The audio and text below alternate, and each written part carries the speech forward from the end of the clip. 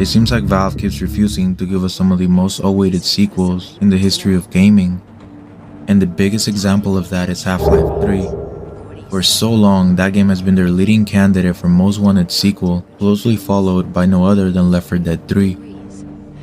But for this time, we're going to be looking at Half-Life 3. I have never seen so much agreement for how good a game is until Half-Life. Literally, anytime a video related to Valve gets uploaded, you'll see people commenting on why Half-Life is amazing. And of course, I couldn't agree more.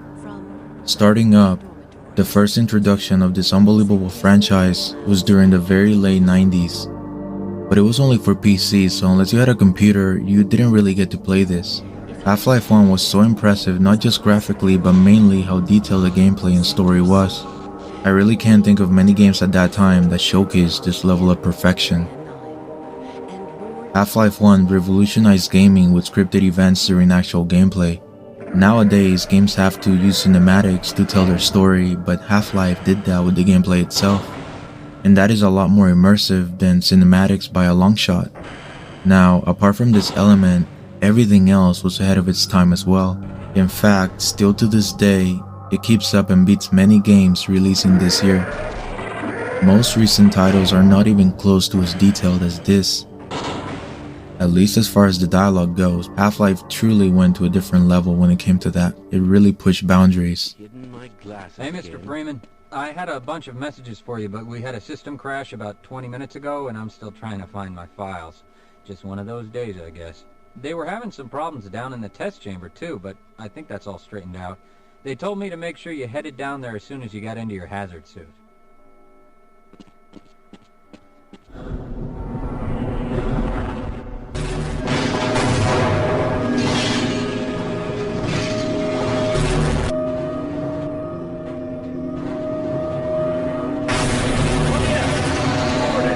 Get away from the shutting down.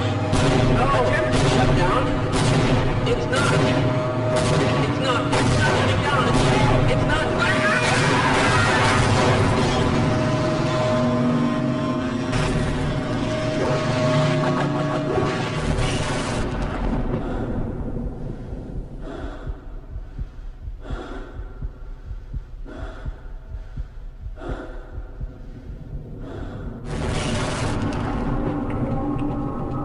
Also, for sci-fi first-person shooter fans, this was the game to play. Doom was incredible too, but Half-Life is by far the better choice.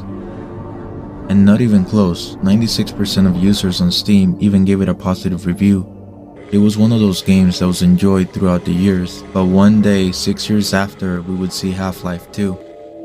It was now time to see one of the greatest games, winner of over 30 Game of the Year awards, launching with what any new generation upgrade should: better physics, animations, graphics, and overall mechanics. Personally, the environment, visuals, and enemy design is what truly made this the ultimate sci-fi game at the time. I personally put it above the first Half-Life, but there's actually ongoing discussions on which one of the two was actually better. And some people say the first one was better, and other people say that the second one was better. But honestly, it all comes down to personal preference at the end of the day. Gordon Freeman? Is that you? You've made it here this quickly. Well, Eli is going to be amazed, not to mention relieved. I'm Dr. Mossman, Dr. Judith Mossman. I've been hearing about you since long before the Black Mesa incident.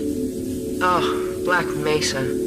I do so envy you working with Eli and Dr. Kleiner when they were at the top of their field. This time we received what some people consider Half-Life 3. It was called Half-Life Alyx, and even though it showed the next-gen experience of what Half-Life 3 could have been like, it was an exclusive VR game, and it was by far the least popular game in the franchise. And the reason why that was, it was because most players just don't have the access to VR or just decided to not use it. 90% of players actually like the traditional TV or monitor gaming experience. So for that reason, Half-Life Alyx didn't reach its full capability. The good part is that since Half-Life Alyx released so recently, we can use that as kind of like an example on how Half-Life 3 would stand graphically today, and obviously the art style and everything. Half-Life 3 is the most desired installment of any franchise that's ever been out. If you go on forums, search on YouTube, or look up on Google, you'll see the most content and traffic for this title than any of the others. What many people don't know is that Half-Life 3 is actually possible. In fact, Valve started development of Half-Life 3 9 years ago. It was planned to have procedurally generated levels, which means the routes and environments would change every time you play due to AI being used to create the environment rather than humans. Now, Half-Life 3 ended up being cancelled, and there's info that explains why.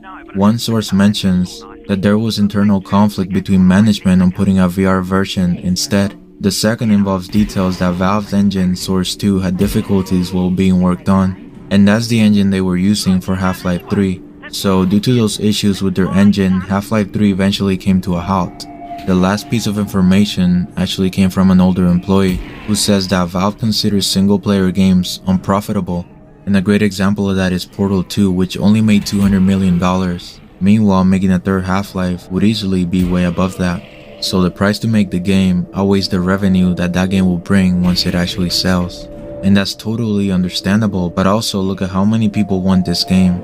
It's all over the place. I've never seen this much support for a sequel before. Gamers are coming together for this like nothing else. And that's the reputation Valve has set for their older games. Just a flawless performance.